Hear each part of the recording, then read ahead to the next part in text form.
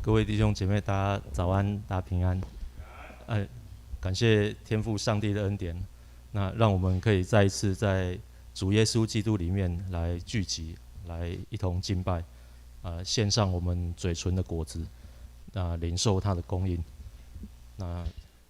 或许我们目前或是过去一个礼拜，我们有许多的劳苦重担，有困难忧伤。那主说，凡劳苦担重担的人到主这里来，主就使我们得安息。那就让我们把一切的重担困难都交托给神。那相反的，我们在礼拜中，我们要从神来支取恩典力量，得着释放更新。那礼拜前邀请大家一同站立，我们一起用祷告来开始今天的敬拜。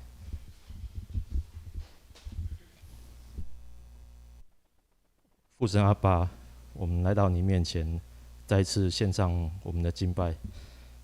主啊，当我们开口赞美的时候，愿你的灵充满我们，使我们能够重新得力。求你赦免我们的不义，我们的骄傲，帮助我们不被这个世俗所吸引，能够注目看耶稣。你的话吸引我们，让我们愿意快跑跟随。愿你悦纳我们今天早晨的赞美。愿你以我们的赞美为宝座，降临在我们中间。谢谢你，祷告奉耶稣基督的名，阿们。全地都要向耶和华欢乐，要发起大声欢呼歌颂，要用琴歌颂耶和华，用琴和诗歌的声音歌颂他，用号和角声在大君王耶和华面前欢呼。我们一起用祷告的心来唱，愿诗歌使我们与主更亲近，也愿主亲自透过诗歌对我们说话。哈利路亚。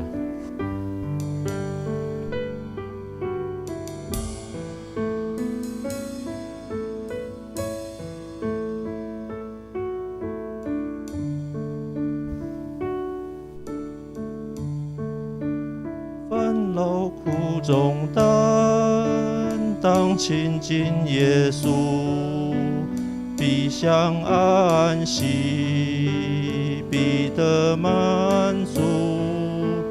凡饥渴慕义来寻求耶稣，必享甘泉，必得饱足。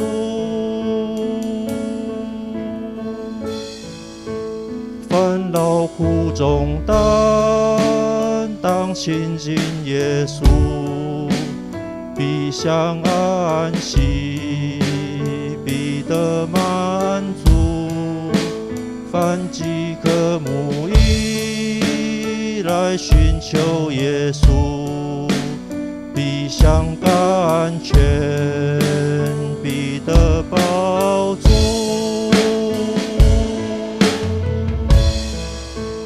注目看耶稣，定睛看耶稣，圣洁公义主，十架上耶稣。注目看耶稣，定睛看耶稣，谦卑亲近主，跟着他同步。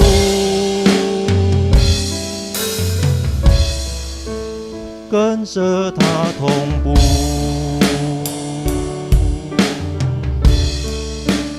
凡劳苦重担，当亲近耶稣，必享安息，必得满足。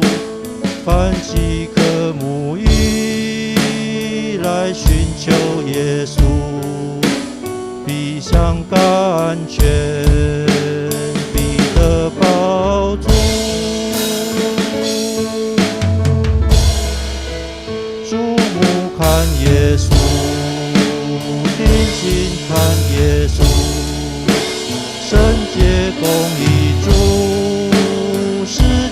上耶稣，注目看耶稣，定睛看耶稣，谦卑亲近主，跟着他同步，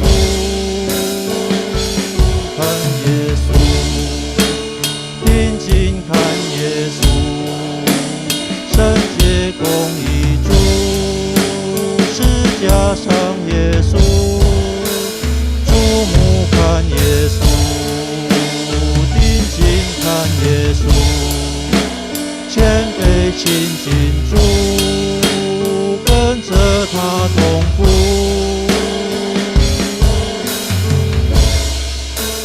跟着他同步。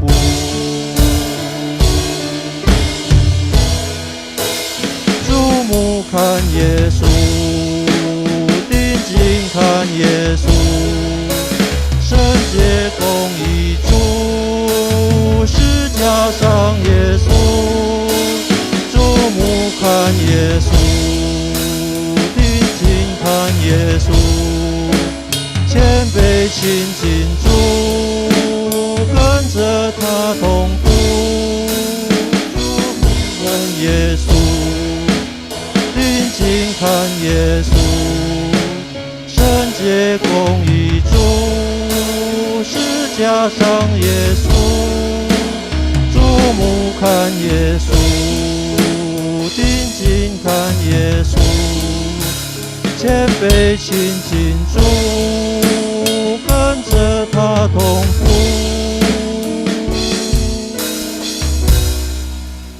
跟着他同步。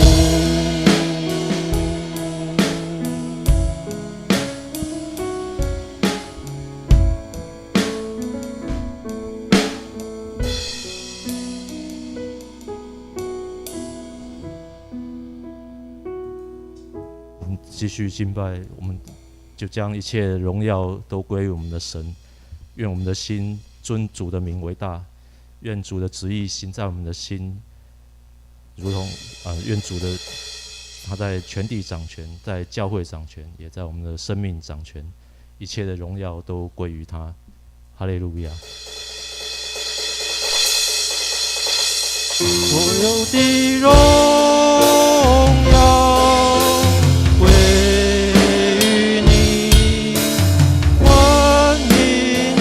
拜你座前，所有的荣耀归于你，荣耀主耶稣。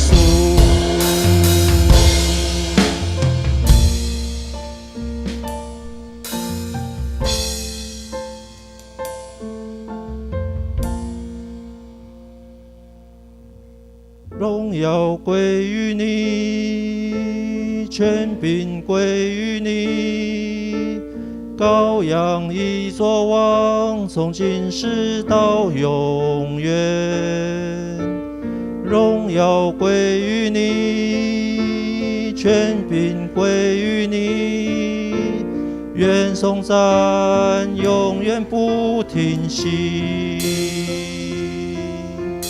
荣耀归于你，权柄归于你，羔羊已作王，从今世到永远。荣耀归于你，权柄归于你，愿颂赞永远不停息。所有的荣耀归于你，万民敬拜你座前，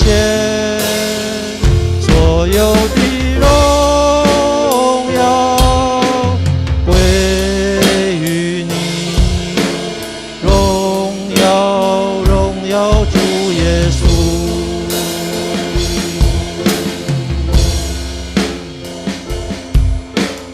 荣耀归于你，权柄归于你，羔羊已作王，从今世到永远。耀归于你，权柄归于你，愿颂赞永远不停息，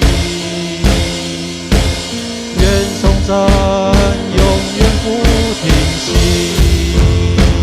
所有的荣耀归于你，万民敬拜你座前，所有的荣耀归于你，荣耀荣耀主耶稣，所有的荣耀归于你，万民敬拜你座前，所有的荣耀归于你，荣耀荣耀主耶稣，荣耀荣耀主耶稣，荣耀荣耀主耶稣。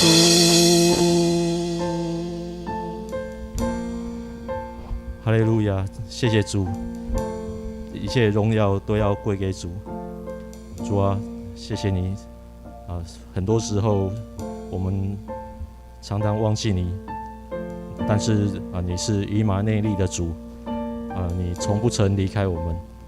谢谢你，求主赐给我们更多的勇气，更多的信心，来跟随你，走在那窄路上。也让我们愿意学习你的样式，负你的恶，活出你的荣耀，也归荣耀给你。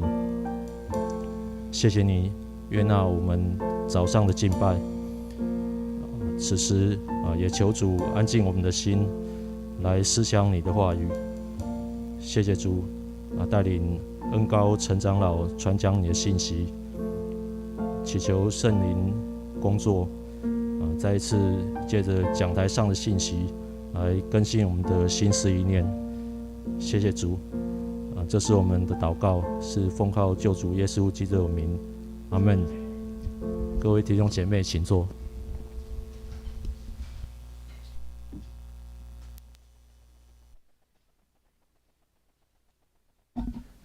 让我们一同来听神的话语。那今天有3个出处。第一个是记载在马太福音的7章1到5节，我来念，大家来听。你们不要论断人，免得你们被论断，因为你们怎样论断人，也必怎样被论断。你们用什么量器量给人，也必用什么量器量给你们。为什么看见你们弟兄眼中的刺，却不想自己眼中有梁木呢？你自己眼中有梁木，怎能对你弟兄说，容我去掉你眼中的刺呢？你这假冒为善的人，先去掉自己眼中的梁木，然后才能看得清楚，去掉你弟兄眼中的刺。接着第二段经文记载在马太福音的11章28到30节。第28节，凡劳苦担重担的人，可以到我这里来，我就使你们得安息。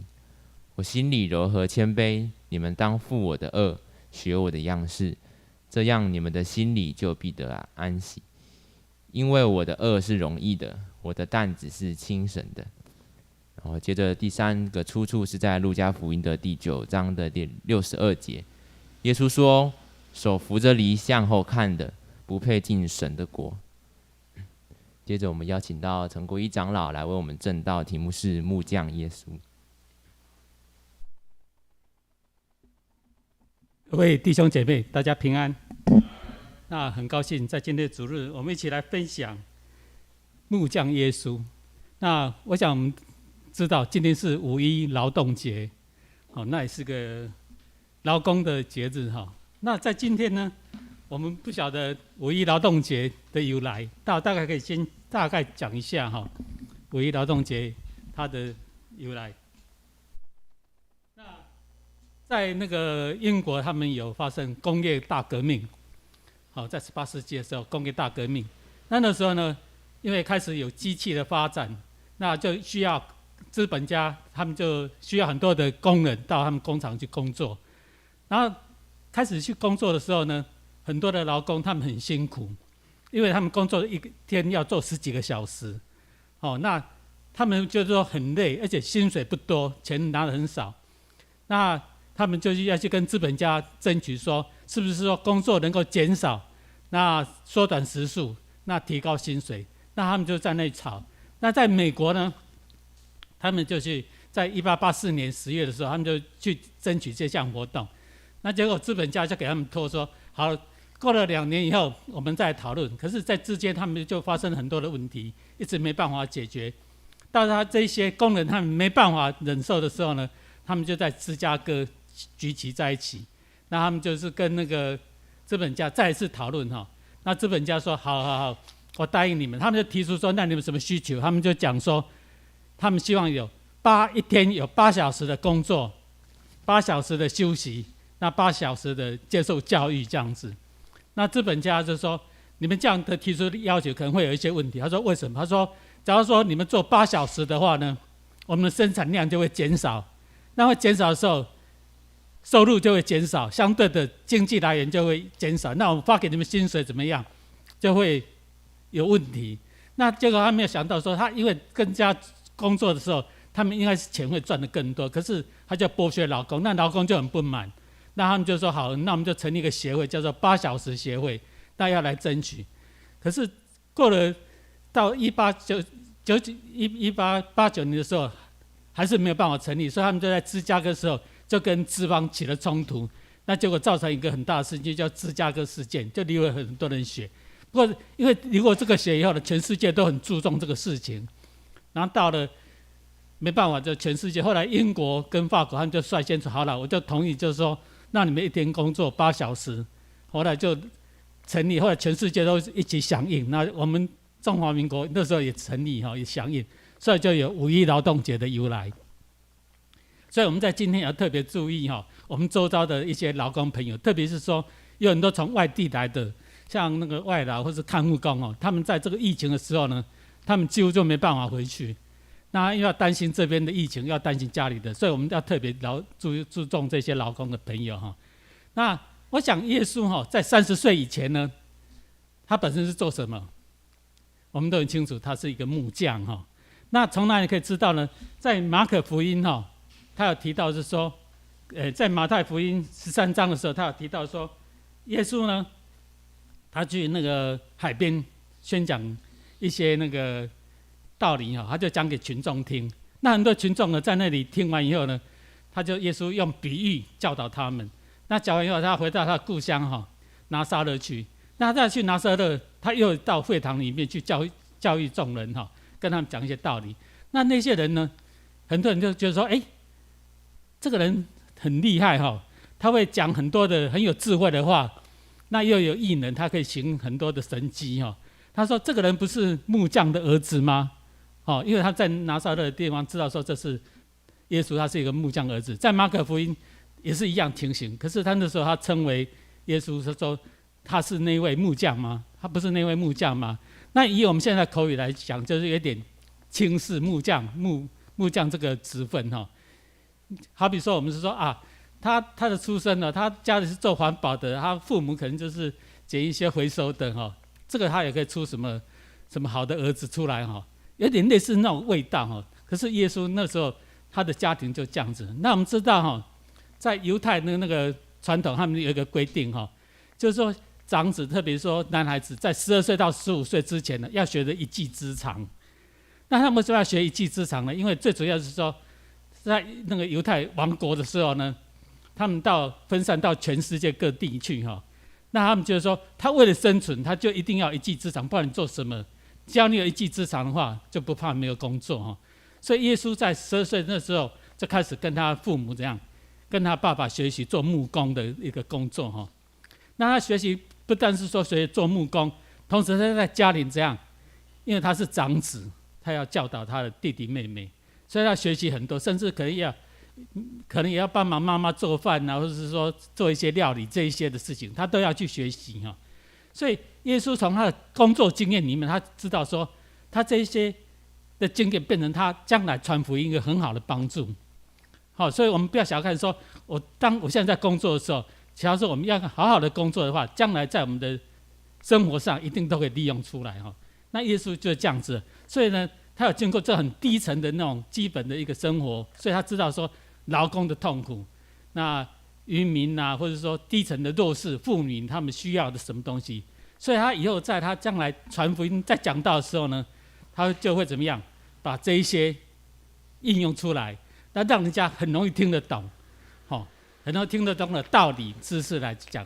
所以我们今天就是用木匠耶稣，木匠这个词分，他所认识的木的一些比喻来跟大家分享那耶稣也透过这个他的比喻来教导我们怎么跟他同工，当一个工人好，那第一个就讲到一个耶稣的比喻那他讲到说不要论断人。那耶稣是用什么比喻来讲说不要论断人那我觉得耶稣他很厉害他会马上想到说，我们是用什么去论断人我们可能就直接这样讲。可是耶稣他会先用一个比喻来，我们再看他耶稣他是用什么比喻来讲说不要论断人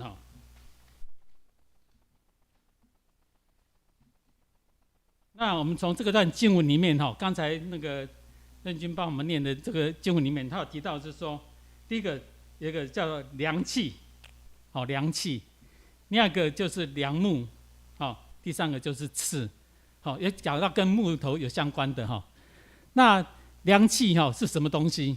就是在当时来讲可能是一把尺，或是什么升斗。什么叫升斗？就以前我们量米的时候就用那个去量，那个叫升斗那耶稣为什么会做这种比喻呢？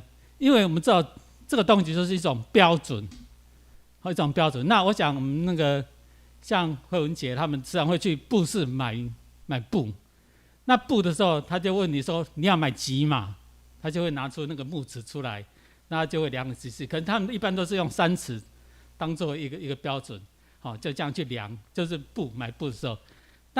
那个升斗呢，就是说以前人他买米的时候，他就用一个盒子里面，你要买几斗米，他就这样去斗，他就一个斗那我们知道这种东西说一定要有标准的东西，假如说没有标准的东西会乱掉。那我想我们有一个经验就是说你们去过大陆大陆去买东西的时候呢，买完以后呢，他在菜市场门口都有一个地方写是说什么公平称就是说你买的东西呢，可以再拿去那边再称一次。为什么？因为很多摊贩他们都会贪小便宜，故意把你偷斤减两，所以很多的百姓觉得很不满，他就会去拿去那边再称一次，然后去跟那个摊贩讲说你刚才少的多少那我自己就有一个经验我有一次去泸州买菜，那我想就随便挑一下而已，那可能就是说买完就走了。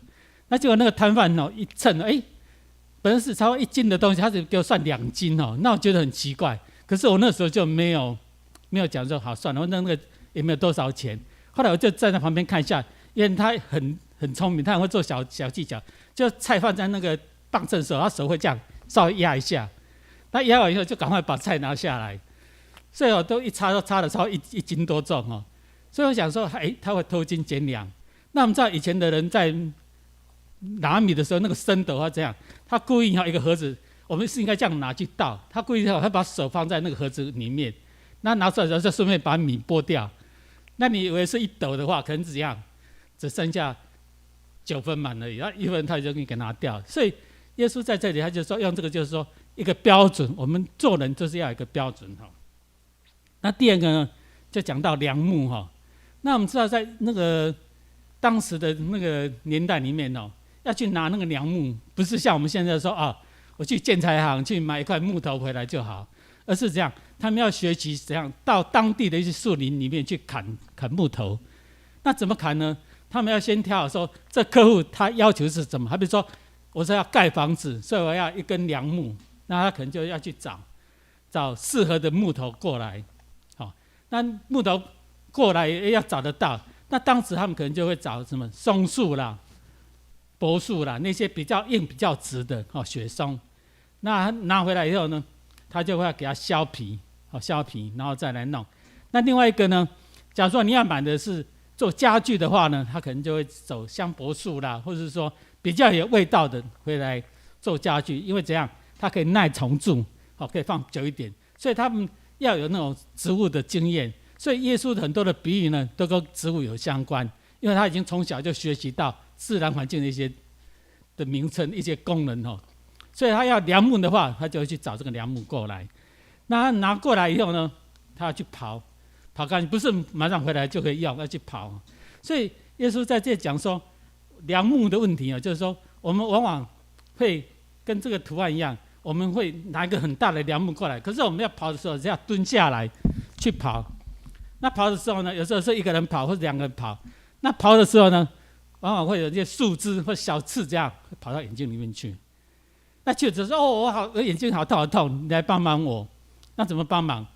就是说，请另外一个人在工作的人，就是说你来帮我把那个刺拿开。那我们有经验，就是说我们眼睛往往会跑进灰尘或是沙粒的时候，我们请说你来帮我吹一下，帮我吹一下，把我的那灰尘吹出来。那这意思也是一样，耶稣他教导我们，有时候我们也会有这种情形，就是说自己扛着一个很大的梁木，动都不能动，可是你怎么去帮忙那个眼睛的小小的刺？你一定要先把你的这样梁木取下来，拿走以后呢，你才有办法去吹人家的眼睛。那耶稣就教导我们说，用这种比喻来告诉我们，很明显的就是说，我们往往心中就有一个很大的梁木扛在我们身上，我们的压力。我们怎样去帮忙人家？没办法去帮忙人家，因为你那扛着梁木，你要走过去都很难，所以一定要先把我们梁木除下来以后，才有办法去帮忙人家那在这里有讲到说，我们中国有一句话，就是说，我们每个人心中都有怎样一把尺那这个尺很重要。我们那个时候呢，这个尺我们自己会有伸缩为什么我们会自己伸？我说我们对别人的时候怎样，那个尺会怎样，突然变得很长。那对自己的时候，这样会缩小，就有点我们类似那个伸缩尺一样我们会看别人会看得不一样，那有时候看自己怎样，会变成比较小一点好，那这里我们现在回归到圣经节的第7章第1节他讲说，我们不要去论断人，免得被你们论断。不要论断别人那我想我们现在的社会上最夯的节目是什么？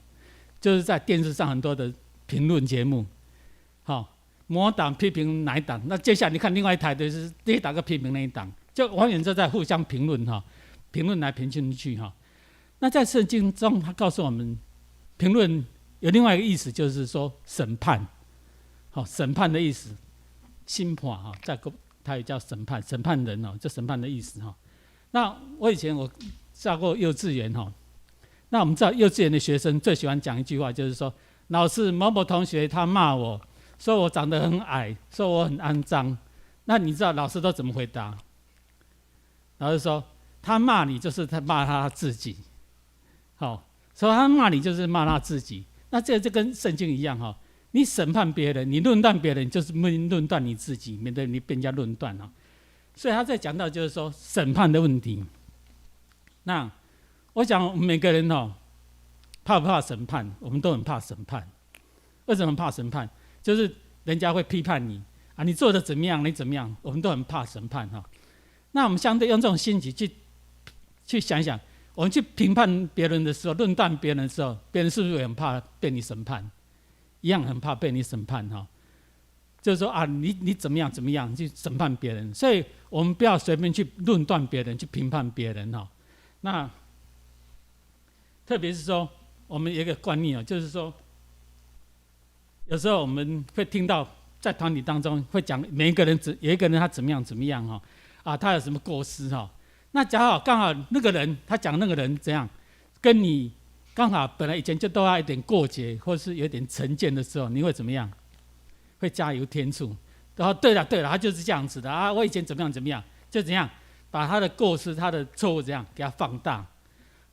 那就是说我们就这样子，所以我们就附和了他人云亦云的去附和他，或者跟他去批评这个人那我想，假如换成我们就被批判的时候会怎么样？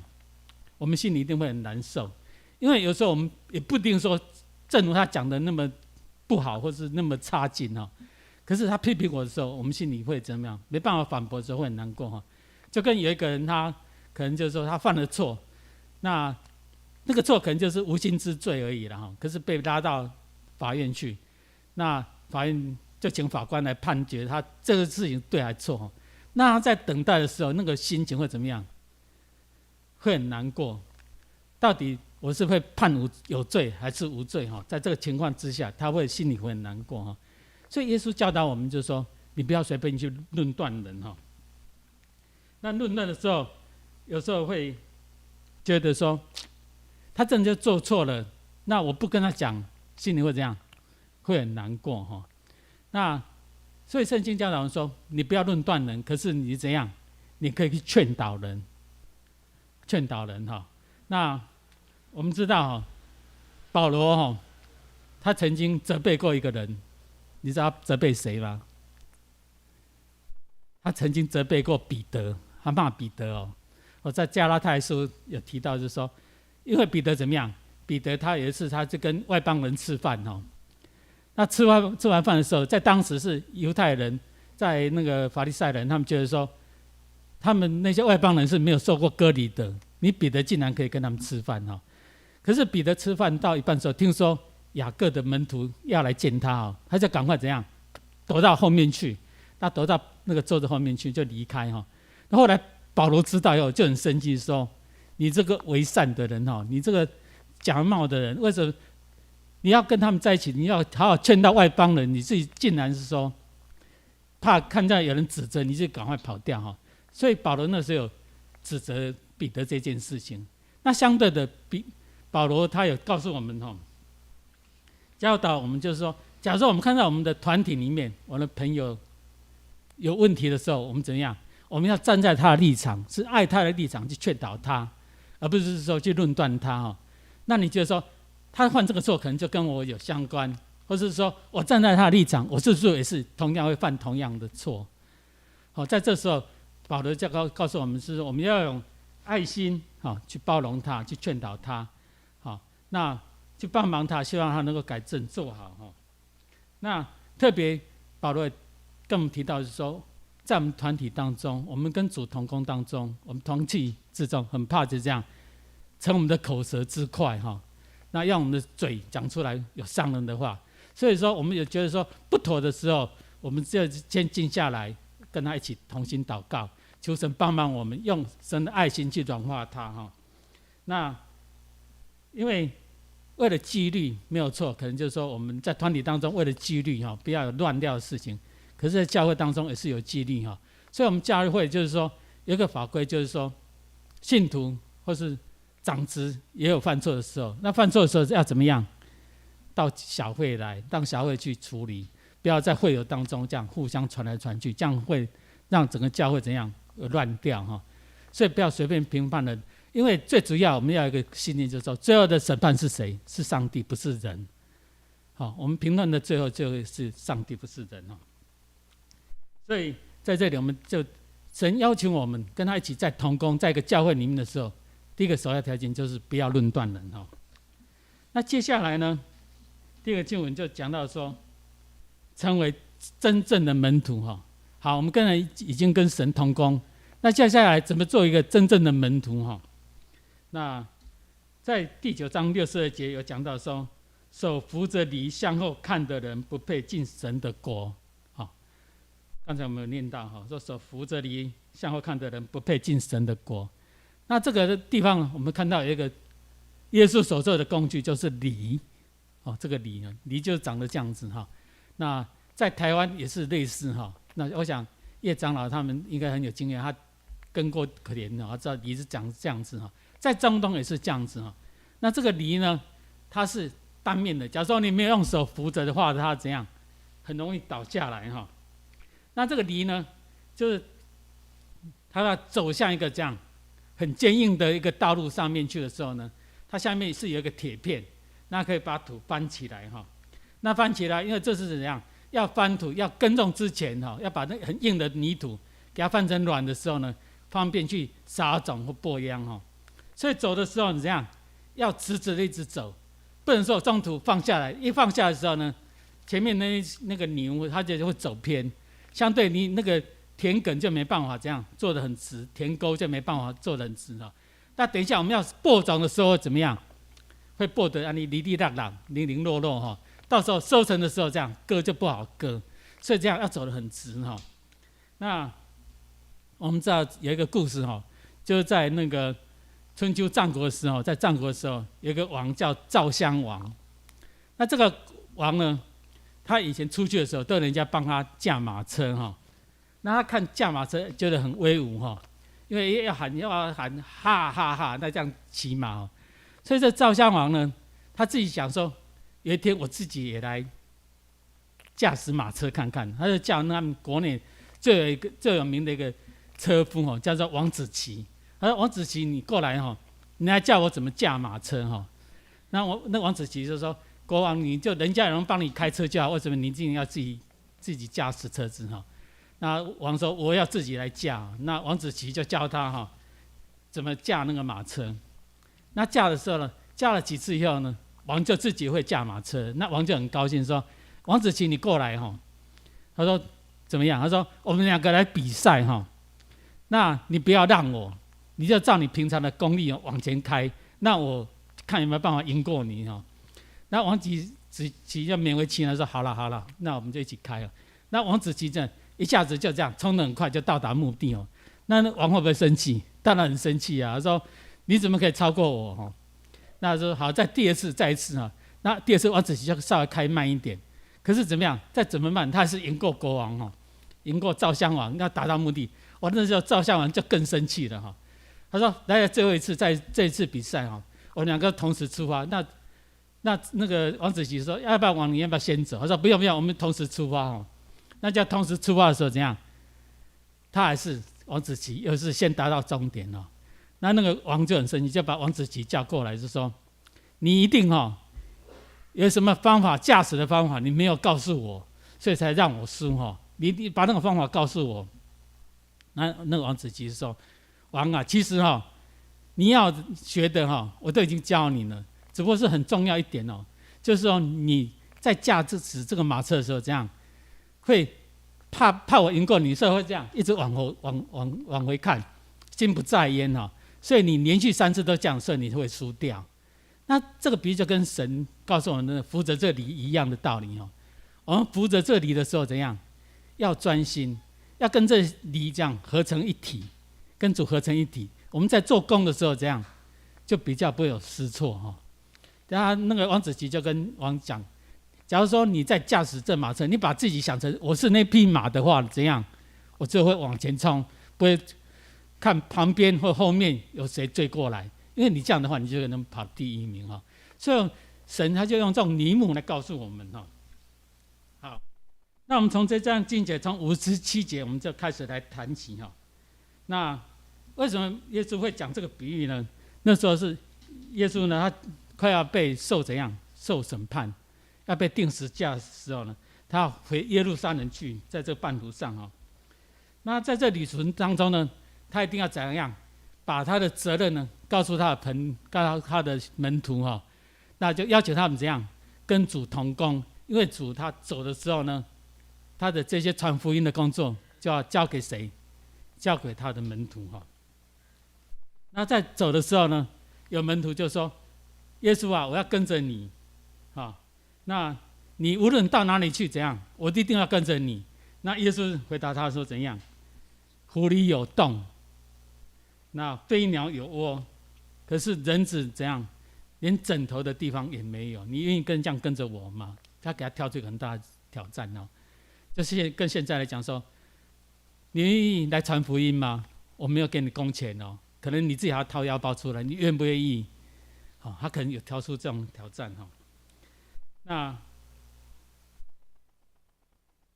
神也告诉我们，要他走这条路实在很不容易那要求我们跟他走这条同工的道路，传福音的道路，不是一个很省的很省力的一个事情，而是你要费出很多精神、时间、精力来做的事情，所以不容易哈。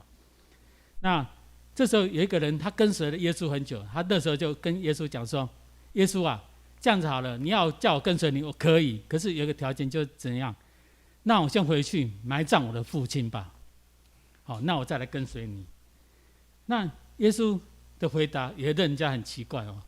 他说：“让死人去埋葬死人吧，哈，你先来跟从我。”那以我们现在的观念来讲说，我家里有人长辈过世了，为什么我不先回去处理好，再过来跟随你？为什么耶稣会讲说让他自己去处理？哈，觉得有点不合情理。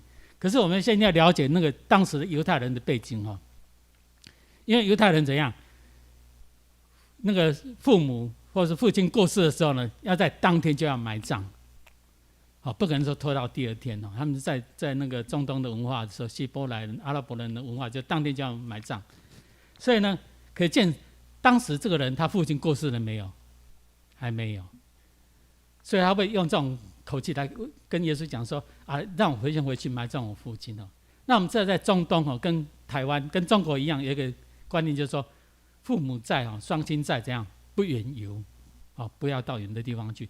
所以他把父亲孝道看得很重要哈。那另外一个人更妙，他就讲说：“耶稣啊，我也要跟从你啊，可是怎么样？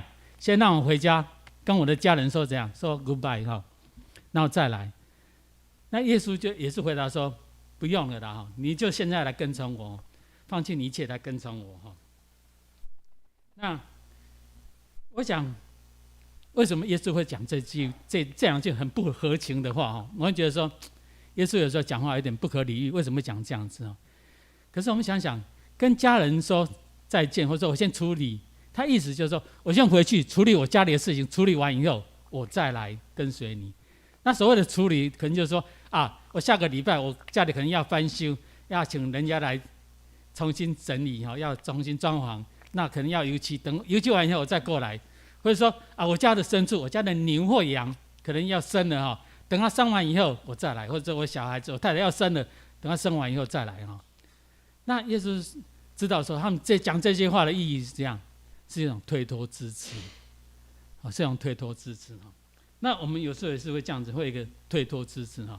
还是说啊，有人邀请你来当团契的干部，或者说邀请你来做什么事情，就说啊，我不会的，要不然说啊，等我赚完了钱哈，我有很多钱，我再来奉献，或者说教要做什么，我再来出钱好了。我们有时候会有那种心态哈。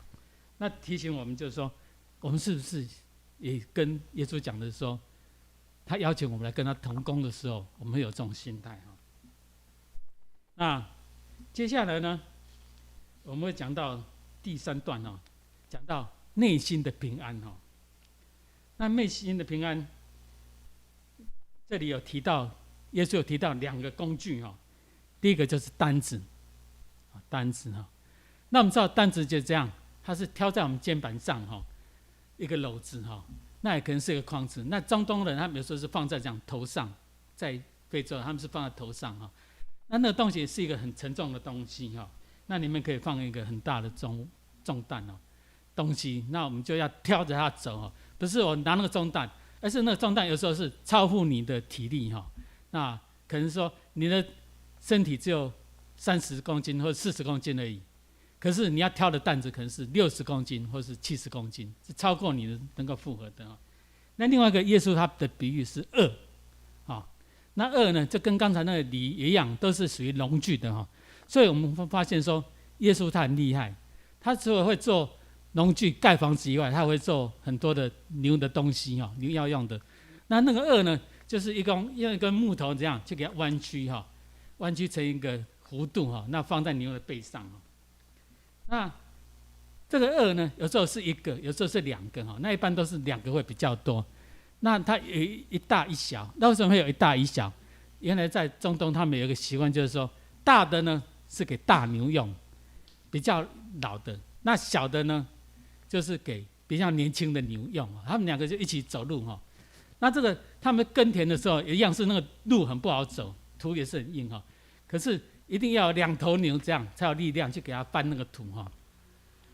那在这耶稣做这个比喻的意思，就是说有一只大牛呢，跟一只小牛，他们同时在耕田的时候，大牛它比较有经验，它知道说走，遇到石头的时候，它会先停下来，那再蹲一下，再用力可以离过去哦。那小牛就比较没经验，可是这样，它可以在大牛旁边这样去看，哦，原来大牛是怎么遇到这个状况怎么处理，它有学习经验。那可能走一走，离那个田离了以后会怎样？会累。那小牛呢，它就觉得它没有力气，好，那就想休息。可是呢，不能停下来。可是大牛怎样？就负担所有的力量，这样跟着它一起继续走，走完这个耕田的动作哦。所以耶稣在这里就用这个比喻来告诉我们说，有时候我们的人生哦，也是会遇到很多这样子哈。那挑重担好不好？我想每个人都一定会有重担。那有重担就代表什么？你有责任，就是你有责任才有重担。假如说你没有责任的话，我们常常台语讲说，哎，一口溜溜啊，好啊，不要我紧，就是因为这样，他没有责任心的话，他就不会有重担，反正就是随他而去哈。那我只是想到那个政委哈，因为他是一个责任心的人很重哦，他几乎24小时要 stand by 哈，所以他重担这样一定很重。哦，睡也睡不好，吃也吃不好，很怕那个手机的铃声一响的时候，他就赶快冲到医院去哈。我想我们每个人都有重担，那我们知道以我们人的看，怎么负担这重担？我们知道举重选手哈，他要拿起更大的一个那个铃哈，那个棒那个举重的东西的话，怎样？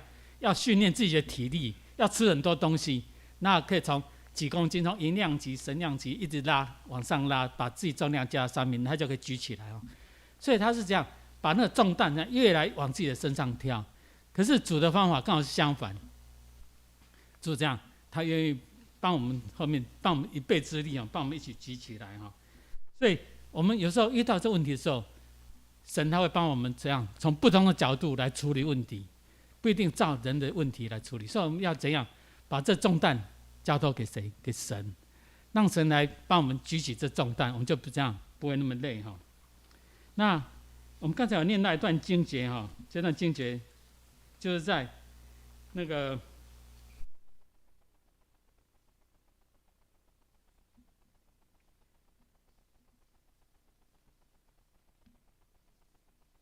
马太福音哈，11章28节，我们刚才有念过哈。我们像假如说你有圣经的话，我们可以翻开一下哈，就是或是看一下哈，马太福音11章28节，我们一起来念哈，来，凡劳苦重担的人，可以到这里来，我就使你们得安息哈。那我们可以看到这句话时常贴在哪里？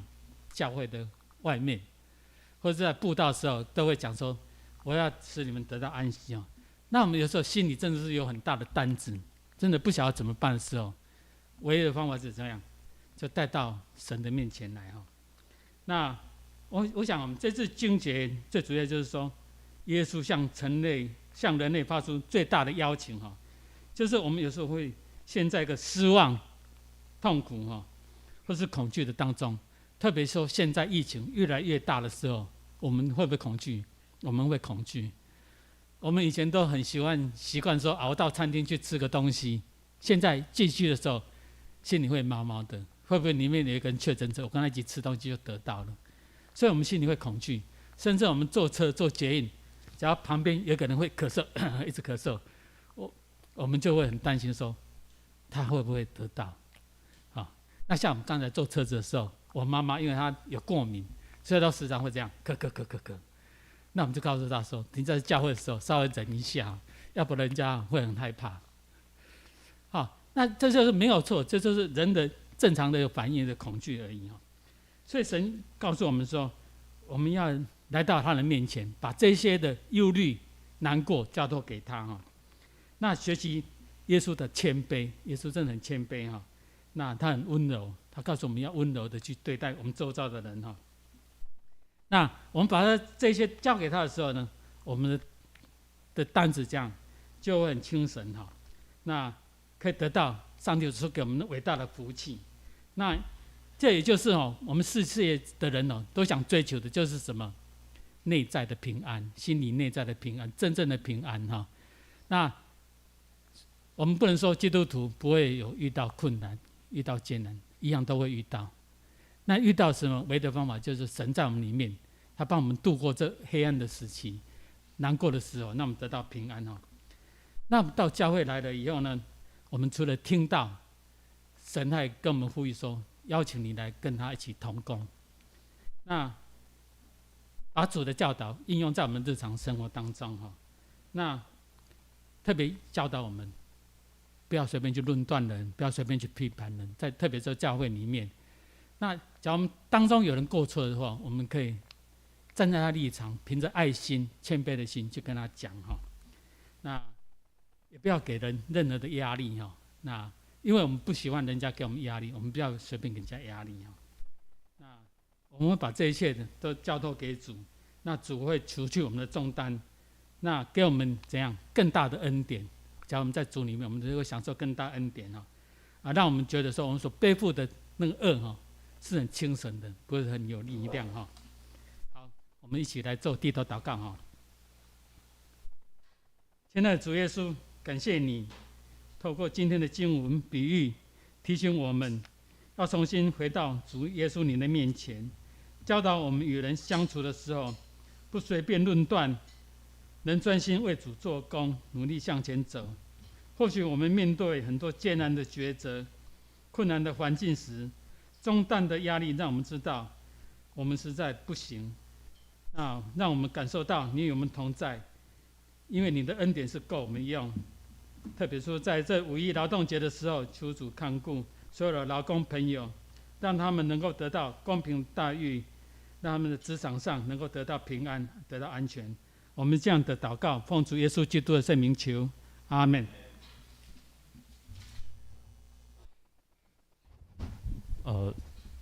谢谢陈长老带我们美好的信息。那接下来我们一起唱回应诗歌，请我们大家一同站立，我们来唱《向前走》。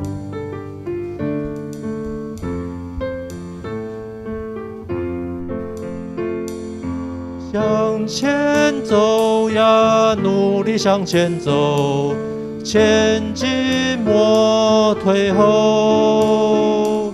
向前走呀，努力向前走，一去不回头。向前走呀，努力向前走，前进莫退后。向前走呀，努力向前走，一去不回头。守护着理想后看敌人，不配进神国。向前走呀，努力向前走，主就在前头。向前走呀，努力向前走，前进莫退后。向前走呀，努力向前走，一去不回头。守护着理想后看敌人，不配进神国。向前走呀，努力向前走，主就在前头。守护着理想后看敌人，不配进神国。向前走呀，努力向前走，主就在前头。我们持续站立，让我们一同来奉献。持续站立，一同来唱奉献的诗歌，新生诗303首。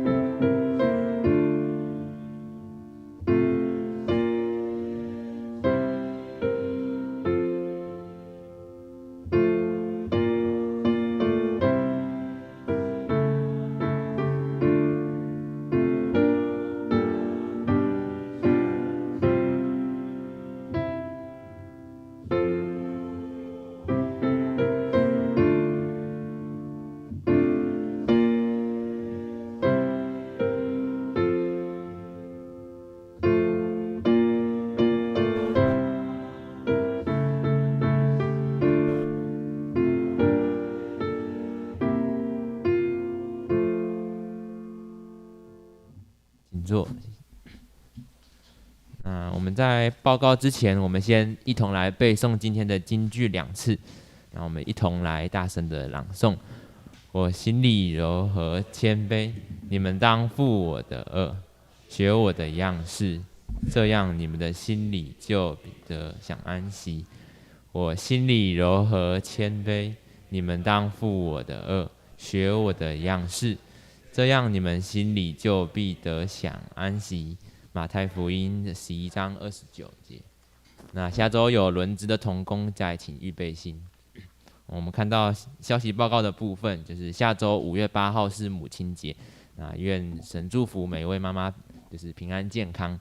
然后下周的5月7号的，就是圣歌队晚上7点半练习的时候，会有那个就是有唱歌的训练以及视谱的训练，那大家可以欢迎参加。对，好，然后接下来是肢体与代祷的时候，我们一同起立来攻祷。那稍微就是勘误一下，就是第一点的那个人名的部分，是罗以晴及吴若安这样子。好，那我们一同起立来攻祷。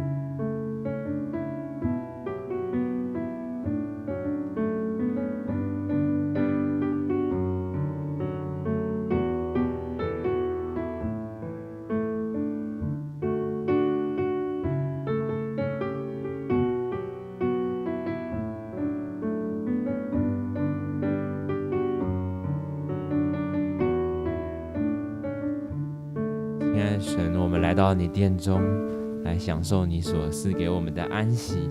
我们也为着这个社会，为着全球来祷告，求你在疫情当中掌权，主，求你在当中能够安慰那些受伤、那些病痛的人。主，也求你保守在战争当中可能失去亲友或者是独立在面对战争的那些士兵。主，求你的平安与他们同在。主，也求你在当中掌权，让和平能够更快的来到。我们也特别为着教会当中的2位学生罗以晴以及吴若安，他们即将在5月底的时候要有面临重大的考试。主，求你赐给他们智慧，更赐给他们一颗没有忘记你的心，因为我们知道所有的智慧是来自于你。主，求你带领他们能够在过程当中有你的保守，一路平安。我们将所有祷告还有没有说出来的祷告都摆上在你面前。主，求你垂听，也求你怜悯。我们将感谢祷告乃是奉主的名，阿们。我们持续站立来唱颂荣的诗歌，新圣诗392首。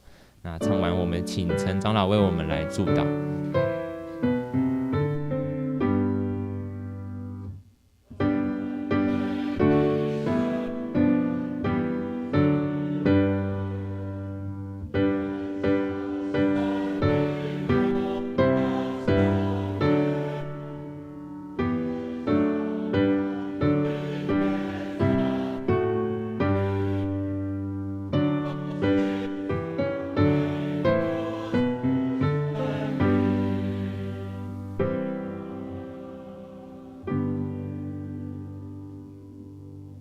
愿主耶稣基督的恩惠、上帝的慈爱、圣灵的感动常与人同在。特别是在疫情严峻的时候，让我们出入都能得神的保守，一切平安。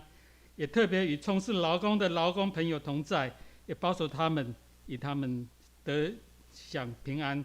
我们这样祷告，奉主耶稣的名求，阿们。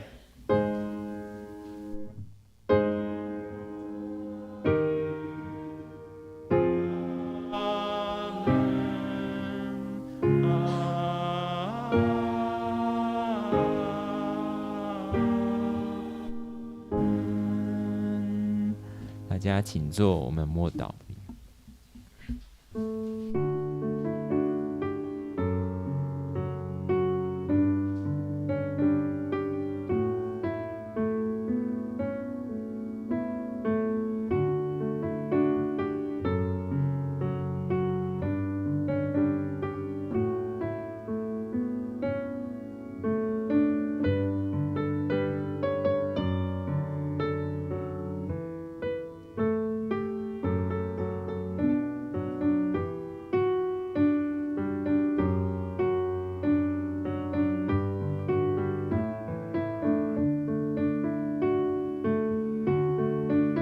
可以互相行平安礼，我们礼拜到这边结束。